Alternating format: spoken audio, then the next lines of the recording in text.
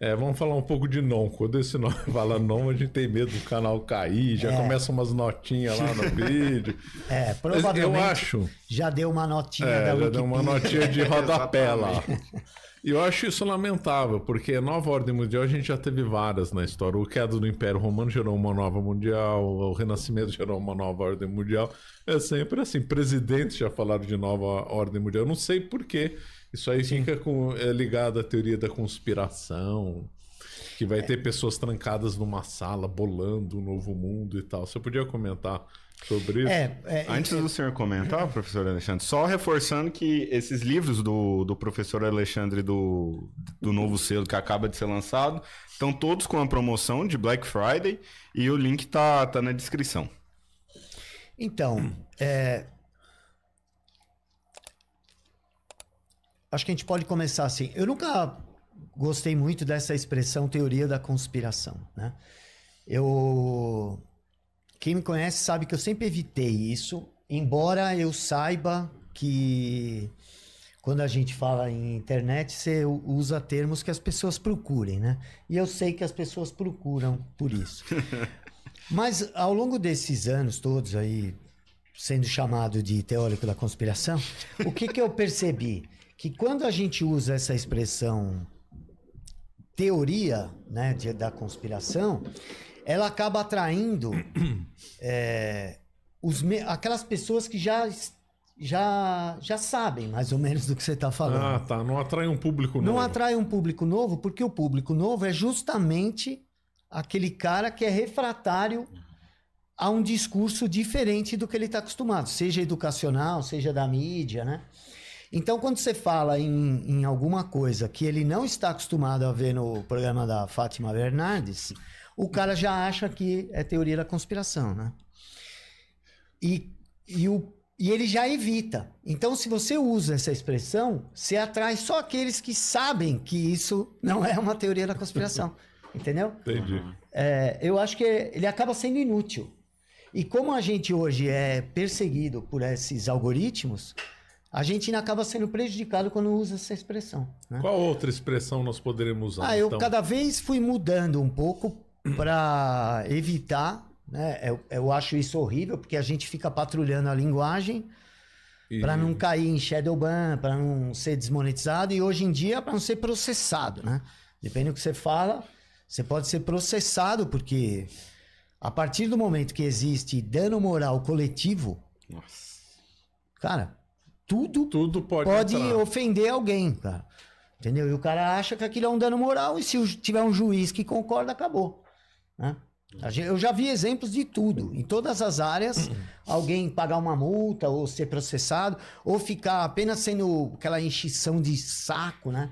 O cara ir no fórum, contratar advogado, tudo porque é algo que ele se expressou de um jeito que alguém não gostou, né?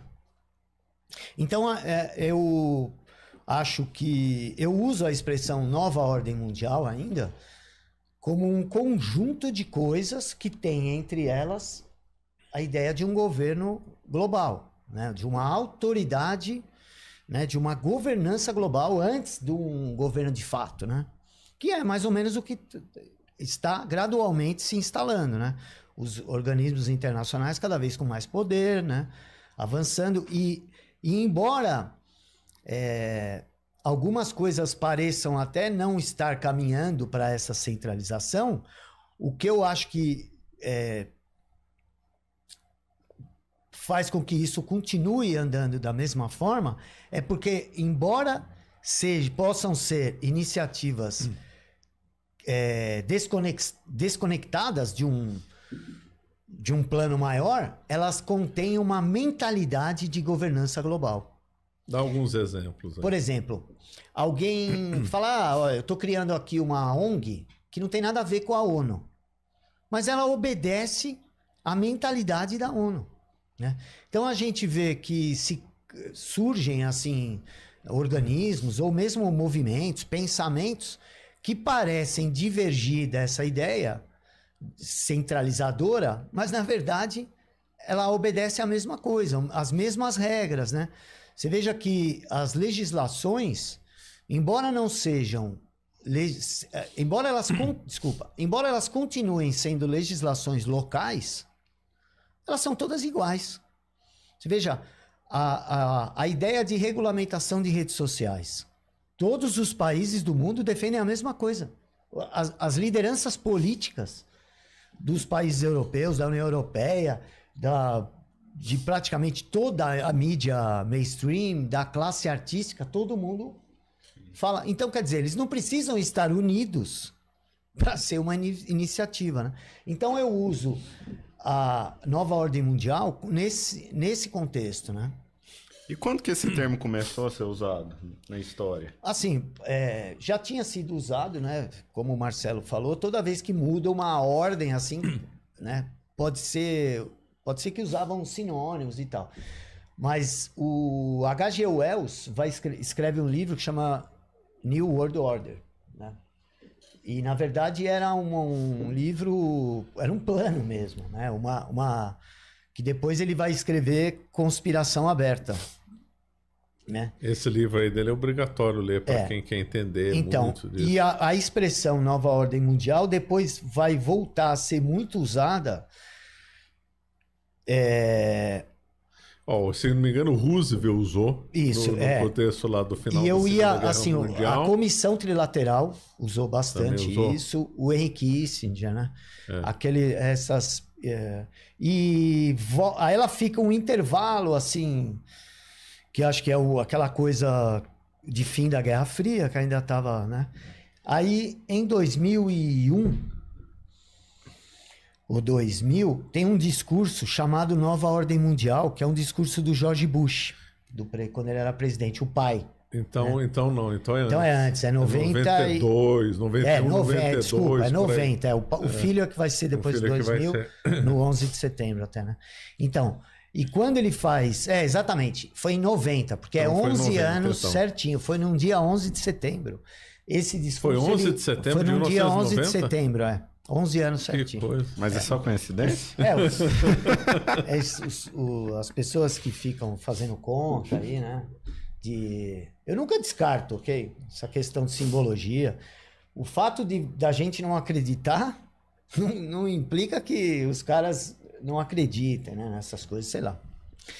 Mas então, e nesse discurso ele usa essa expressão com esse sentido que nós usamos hoje. Não mais de uma troca de ordem, mas de uma construção de uma nova ordem, né? Eu acho que com esse sentido que a gente usa hoje é o Bush. Agora fala um pouco do Bush, porque ele tem lá um passado com a Skull and Bones, né? Sim. Quem que foi? Foi o pai dele ou o avô dele que roubou o crânio do Jerônimo, do índio Jerônimo? A gente falou no outro, né? No dia eu não lembrei o nome do índio, era o Jerônimo. Jerônimo. Foi o... Eu acho que é o pai. O pai do pai, né? Então seria Peraí, eu vou lembrar o nome dele. É o que foi senador. Então é o pai do... pai do George Bush, do ex-presidente. Como é o nome dele? Ele foi senador e ele era um representante de uma associação de gente milionária e tal. Não sei se era de golfe. Alguma coisa assim. Ele tinha essa grande capilaridade de influência. Caramba, eu quero lembrar o nome do Bush. Daqui a pouco eu lembro. E ele foi o cara que fazia contatos com esses... Na década de 30, com esses regimes ditatoriais da Europa ali, né? Tanto com uma como... com a outra, né? Tinha a União Soviética, tinha o nazismo ali. Já viu o nome dele? Pesquisando. Dá uma raiva isso, né? Dá. Mas, então, e a família Bush já está relacionada ao poder há muito tempo, né? Mesmo antes do Bush pai chegar à presidência, ele tinha até um apelido, falam, né? Acho que né, nesse circuito aí ocultista, né, que eles chamavam ele de Madre Superiora, né? Como se fosse alguém que mandava... foi dado na Skull and Bones? Da Skull and Bones, E foi lá que um deles, agora eu não lembro qual, dos Bush, o desafio dessa sociedade iniciática era conseguir... Dora. Não, essa é a mãe dele, Dorothy Walker. Como é o nome do marido dela?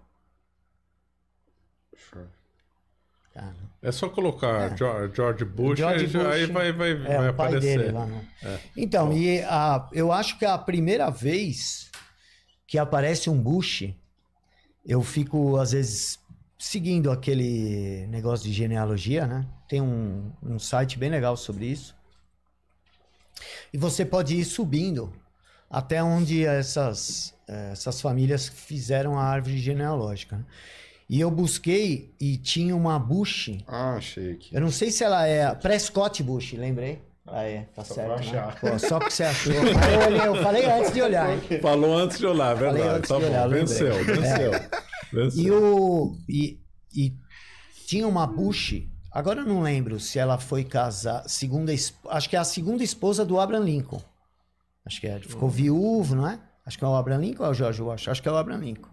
Um dos grandes pais aí americanos já tinha um ali, entendeu? Já tinha alguém da família Bush ali. Era uma família importante no petróleo, né? Tem muita gente que diz que alguns elementos daquele seriado Dallas era relacionado à família Bush. Principalmente a briga de pai e filho. Não sei se vocês lembram desse seriado. Eu não assistia, mas eu lembro. Eu também não, era criança. Era novela americana. Novela que durou muitos anos, então. Durou muitos anos. E contava a história desse dinheiro do Texas, né? Dos caras do petróleo lá. E a família Bush, né? Tem um livro argentino, é um livro de um esquerdinha aí, argentino, que chama Galeano, acho que é o sobrenome dele. Eduardo Galeano. Não é. Não é então, Eduardo Galeano, do Veias Abertas na América Latina? Não, esse é brasileiro, né? Não, ele é uruguaio. Ele é uruguaio, não é nem argentino. Não, esse argentino é outro. Ele escreveu um livro que chama Hitler Ganhou a Guerra. É Walter Graziano, lembrei. O nome dele é Walter Graziano. Ele escreveu um livro que chama Hitler Ganhou a Guerra.